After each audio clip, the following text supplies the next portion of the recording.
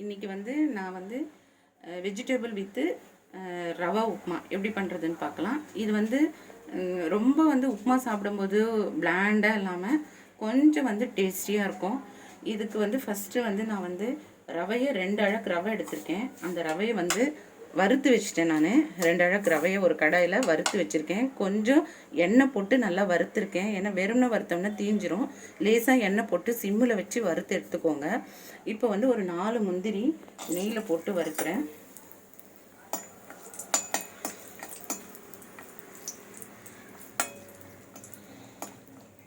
முந்திரி வந்து பொன்னிறமாக வறுத்து எடுத்தாச்சு. இப்போ நம்ம அதுலேயே அந்த நெய்யோடையே வந்து ஆயில் போடுறோம். ஒரு 2 அழகு ரவைக்கு 4 ஸ்பூன் ஆயில் போடுங்க. கொஞ்சம் நல்லாயிருக்கும். கொஞ்சம் நெய்யும் அதில் இருக்குது. இப்போ இந்த ஆயில் சூடாட்டும். இது இந்த பக்கம் இருக்கும்போது நான் வந்து ஒரு தண்ணி வந்து 3 டம்ளர் தண்ணி வந்து ஒரு கிண்ணத்தில் பாயில் பண்ணிகிட்ருக்கேன்.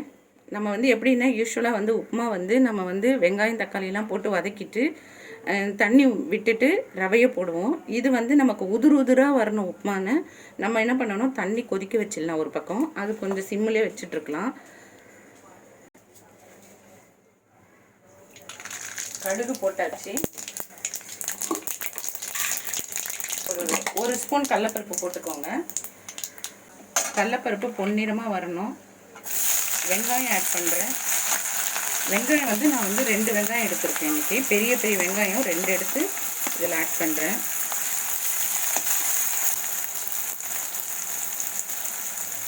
அதோட ஒரு சின்ன துண்டு இஞ்சி, 5 பச்சை மிளகா 2ஆக கட் பண்ணி போட்டிருக்கோம்.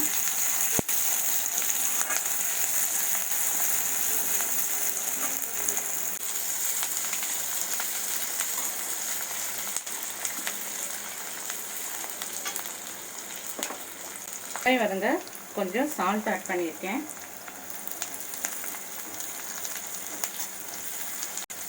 ஒரு கேரட் பொடிசாக கட் பண்ணியிருக்கோம் பாருங்கள். ரொம்ப பொடிசாக கட் பண்ணியிருக்கேன். ஏன்னா இது வந்து இந்த எண்ணெயில் வதங்கிடணும். அது பெருசாக போட்டால் வதங்காது. ஸோ அதுலேயே வதங்கிடணும். அதோட கொஞ்சம் பச்சை பட்டாணி ஒரு 1/4 கப்பு ஆட் பண்ணுறேன்.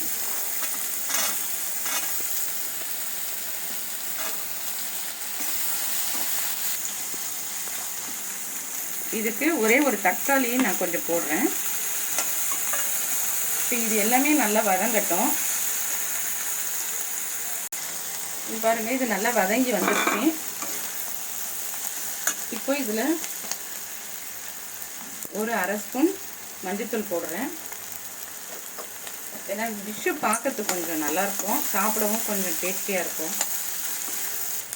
இப்போ இதில் நான் ரவையை ஆட் பண்ணுறேன்.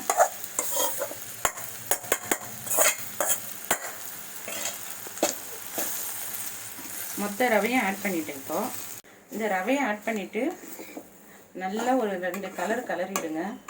பாருங்க, எல்லாம் இந்த இதெல்லாம் சேர்ந்து கலர்ற மாதிரி. இப்போ ஸ்டவ்வை வந்து கொஞ்சம் ஸ்லோவாக வச்சுக்கோங்க. வச்சுட்டு நம்ம இந்த கொதிக்க வச்சுருக்க தண்ணி இருக்கு இல்லைங்களா, இதை வந்து அதில் ஆட் பண்ணுங்க. நமக்கு தேவையான அளவுக்கு ஆட் பண்ணிக்கணும்.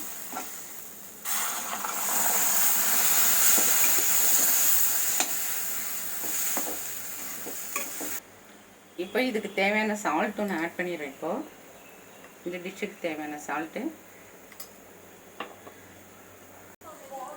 பாருங்கள், 1க்கு 1.5 தண்ணி எடுத்துருக்கேன்.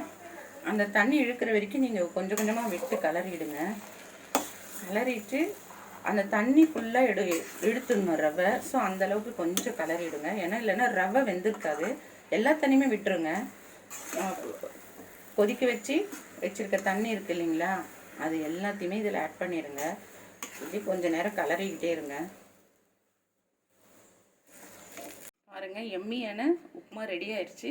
தேங்காய் சட்னி ரொம்ப நல்லாயிருக்கும். அந்த தேங்காய் சட்னி ரொம்ப டேஸ்ட்டாக இருக்கும். சாம்பாரும் நல்லாயிருக்கும். இதே மாதிரி நீங்களும் உங்கள் வீட்டில் ட்ரை பண்ணுங்கள். கமெண்ட்ஸ் கொடுங்க. உங்கள் வேல்யூபிள் கமெண்ட்ஸ் எனக்கு கட்டாயம் கொடுக்கணும். லைக் பண்ணுங்கள், ஷேர் பண்ணுங்கள், சப்ஸ்கிரைப் பண்ணுங்கள். நன்றி நேயர்களே.